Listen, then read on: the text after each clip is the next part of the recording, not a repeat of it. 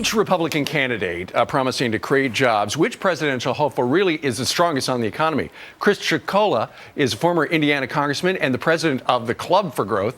They have rated the Republican field's economic record, and he joins us live from Washington. Good morning to you, Chris. Good morning, Steve. All right, let's start with Mitt Romney. Give us the pro and the con of him from your point.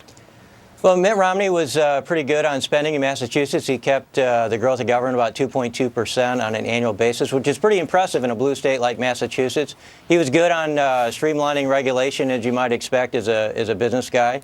But, you know, I think his problem is Massachusetts health care. I think he's going to have to be a little bit like an Olympic pole vaulter to be able to clear that obstacle in a Republican primary. But, you know, he was pretty good on spending. All right, let's talk about another governor, Governor John Huntsman of Utah. The pro and the con? Well, there you've got somebody who's very good on taxes. He instituted a flat tax in Utah.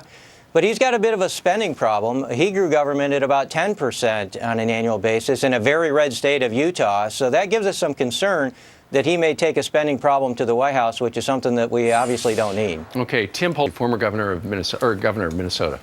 Yeah, Tim Pawlenty was very good on taxes and spending. And so, again, another governor in a blue state that grew the size of government about a little over 3%. You know, the concerns we have there is he embraced things like cap and trade, which would be very anti-economic growth. But he's recanted that support. He calls it a clunker. He says he's tried to learn from his mistakes and move on, which I think is a pretty smart strategy. All right. Michelle Bachmann, who declared yesterday in Waterloo, Iowa. Well, you've got, you know, kind of two kinds of candidates. You got governors that have been CEOs, have led on and governed on these issues. Then you have legislators like Michelle Bachmann. It's a little harder to judge her record, but from what we can tell, it's very pro-growth.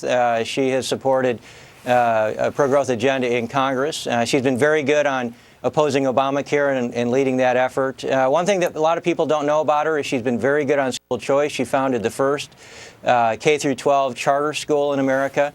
The con is she does have a little bit of a checkered past on earmarks. Her first term in Congress, and when she was a state senator in Minnesota, she supported tens of millions of dollars of earmarks. But since 2008, she's sworn off earmarks, and she should be commended for that. All right. Herman Cain. Herman Cain's different than all the rest in the sense that he hasn't held political office, which he said is an asset, and I think a lot of people would agree. His rhetoric is good. He's great on all the issues. He supports tax reform and simplification. He's great on trade issues. He did support TARP, which we think is a negative. I think he continues to support TARP, and that gives us a little bit of concern. Finally, it's not in the rundown, but what about the current governor of the great state of Texas, Rick Perry? Because, you know, his people have been putting out the fact that in the last year or two, Texas has created more jobs than the other 49 states combined. Has the Club for Growth looked at him yet? We have not looked at him.